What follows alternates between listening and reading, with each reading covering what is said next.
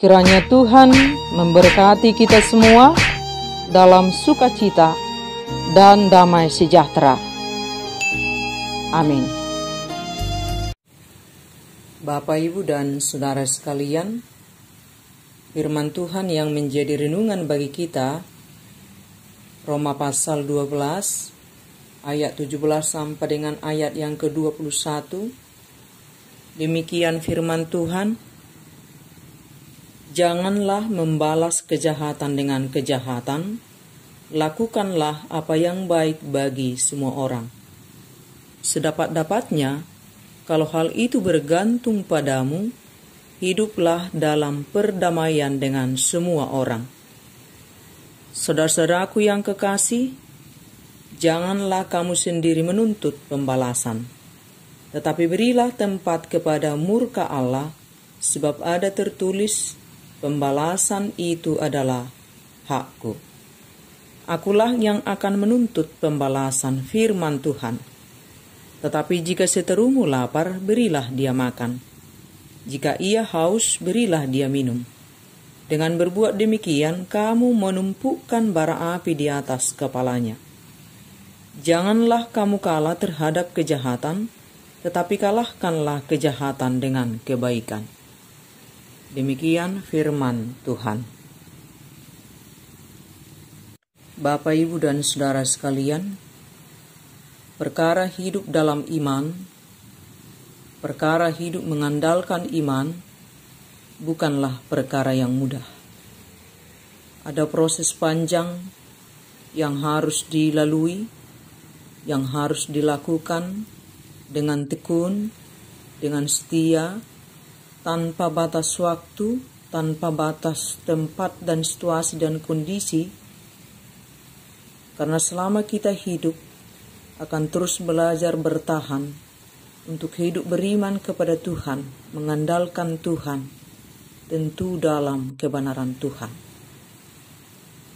Dan dengan hidup dengan iman, hidup akan menjadi lebih mudah kita jalani. Sebab kita tidak hidup lagi mengandalkan kemanusiaan kita, mengandalkan perasaan dan pikiran kita. Hal melakukan yang baik kepada semua orang, termasuk kepada orang yang jahat kepada kita, jika kita hidup dengan mengandalkan kemanusiaan kita, dengan mengandalkan perasaan dan pikiran kita, sampai kapanpun kita tidak akan pernah bisa melakukannya. Bahkan sebaliknya, yang kita lakukan adalah membalas perlakuan jahat yang kita terima dengan perlakuan yang jahat. Dan ini sesuai dengan dalil dunia ini, tabiat dunia ini. Jika kamu baik, aku juga baik. Jika kamu jahat, aku lebih jahat. Ajaran Alkitab, dalil Tuhan, berbeda dengan dalil dunia ini, tabiat dunia ini. Dan setiap pengikut Kristus, sesungguhnya dan sebenar-benarnya, harus belajar dari Kristus. Janganlah balas kejahatan dengan kejahatan, tetapi balaslah kejahatan dengan kebaikan. Dalam pengertian, tetap baik kepada semua orang. Dalil ini hanya bisa dilakukan oleh orang-orang yang hidup dalam iman kepada Tuhan Yesus Kristus. Dan ini dilakukan sebagai tunduk taat kepada Tuhan, sebagai orang-orang yang telah dibenarkan oleh Kristus melalui salib, tetap bertahan berdiri dalam kebenaran Tuhan dengan cara tidak membalas, bahkan tetap melakukan kebaikan. Mengapa kita tidak boleh membalas kejahatan dengan kejahatan? Jika kita membalas kejahatan dengan kejahatan, itu artinya kita sudah jatuh ke dalam dosa yang sama. Kita telah terpancing untuk berbuat kejahatan, sehingga dosa menjadi bertambah dan bertumbuh. Kejahatan yang satu ditambah kejahatan yang satu yang kita lakukan, ketika kita membalas kejahatan dengan kejahatan, dosa menjadi bertambah dari satu menjadi dua, bahkan boleh lebih. Tetapi saat kita hidup dalam iman, tetap bertahan dalam kebenaran Tuhan, tetap sabar di dalam Tuhan, tidak membalas, bahkan tetap berbuat baik, bertahan berdiri dalam kebenaran Tuhan, dosa menjadi bisa diminimalisir, tidak menjadi berkembang, tidak menjadi bertambah, sehingga ruang gerak iblis menjadi terbatas untuk memberdayai, menipu, menjatuhkan kehidupan kita, kehidupan yang telah dibenarkan oleh Tuhan Yesus Kristus. Lebih jauh lagi, hidup di dalam iman, kita belajar hidup dalam perdamaian dengan semua orang sedapat-dapatnya. Artinya, kita tidak ada musuh. Dengan hidup dalam perdamaian dengan semua orang, kehidupan iman kita menjadi lebih mudah kita jalani. Hati kita menjadi tenang, jiwa kita menjadi tenteram. Ketika kita semakin tenang, jiwa kita semakin tenteram, semakin mudah bagi kita untuk meraih Tuhan semakin dekat, berdiam dalam kehidupan kita, melalui hidup damai di dalam Tuhan. Dan saat kita menerima perlakuan yang tidak baik, tetaplah bertahan teguh, hidup dalam iman kepada Tuhan Yesus Kristus. Jangan pernah berusaha membalas. Kita cukup ambil bagian, diam, berdoa, membangun ketenangan kita, membangun ketenteraman jiwa kita, supaya hati kita tetap damai. Dan serahkan semua kepada Tuhan. Bagian kita adalah diam, berdiam di dalam Tuhan, duduk di dalam Tuhan, sebab Dia lebih tahu tentang semuanya. Berilah tempat murka kepada Allah. Pembalasan adalah haknya Tuhan. Tak seorang pun kita manusia punya hak untuk membalas. Dan ketika orang berbuat jahat kepada kita, tetaplah tenang. Jangan menjadi marah. Jangan menjadi sakit hati dan bersedih hati. Dia kok yang jahat. Kok kita mau menjadi susah hati, menjadi patah hati, menjadi marah? Jangan. Jangan taruh racunnya dalam hati kita. Tapi taruhlah Tuhan di dalam hati kita. Taruhlah firman Tuhan di dalam hati kita, sebagai benteng perlindungan bagi kita, supaya kita tetap bertahan dalam kebenaran Tuhan, supaya kita tetap tabah dan kuat dan tetap sukacita walau orang melakukan perlakuan yang tidak baik kepada kita. Oleh sebab itu, dengan kekuatan dari Tuhan, melalui pertolongan Roh Kudus yang kita izinkan menetap mengisi kehidupan kita, kita akan selalu diberikan oleh Tuhan ketenangan dari setiap perlakuan jahat yang dilakukan oleh orang lain kepada kita. Lebih jauh lagi dan lebih berat lagi, jika mengandalkan perasaan, pikiran, kemanusiaan kita tidak akan pernah mampu melakukannya. Hanya bersama Tuhan kita dimampukan melewatinya. hanya dalam pimpinan Roh Kudus kita dimampukan untuk melaluinya. Dikatakan, jika seterumu lapar, berilah dia makan. Jika haus, berilah dia minum. Dengan berbuat demikian, kamu menumpukkan bara api di atas kepalanya. Ini bukan perkara yang mudah. Lazimnya, dunia ini, jika seteru kita jatuh, lapar, dan haus, dunia biasanya bersuka cita. Tapi mari kita perhatikan ini sebagai anak-anak Allah.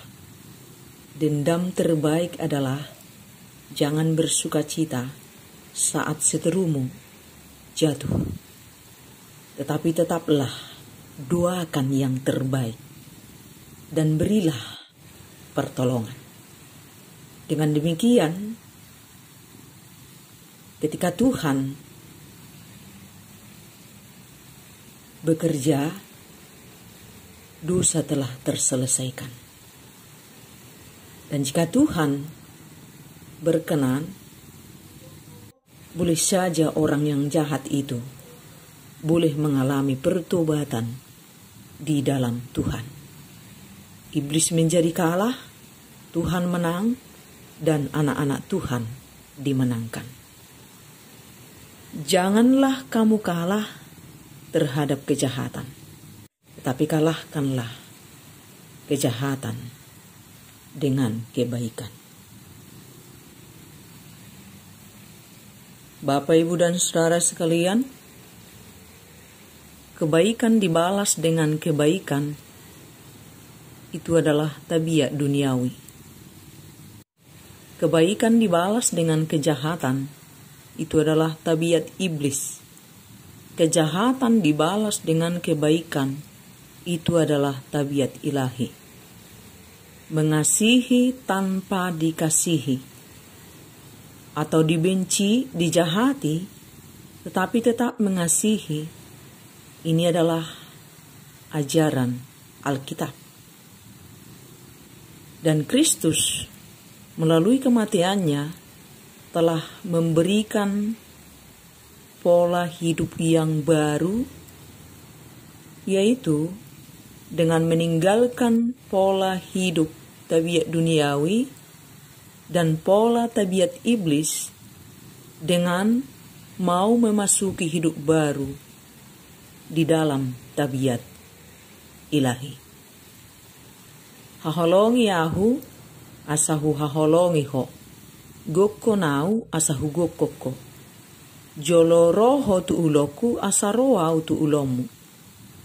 Dikasihi dulu baru mengasihi, diundang dulu baru mau mengundang, hadiri dulu baru mau menghadiri.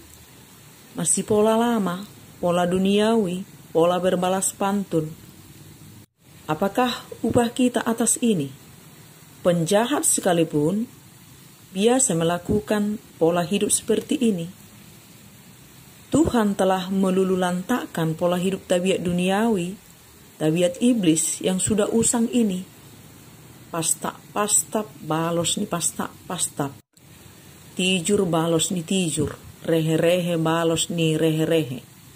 Tuhan sudah menjungkir balikkan pola lama ini. Kita yang layak dihukum malah dibebaskannya. Kita yang layak dibenci malah dikasihinya. Kita yang layak mati malah diberi kehidupan. Untuk pola hidup yang baru inilah Tuhan memanggil kita setelah kematiannya dan kebangkitannya.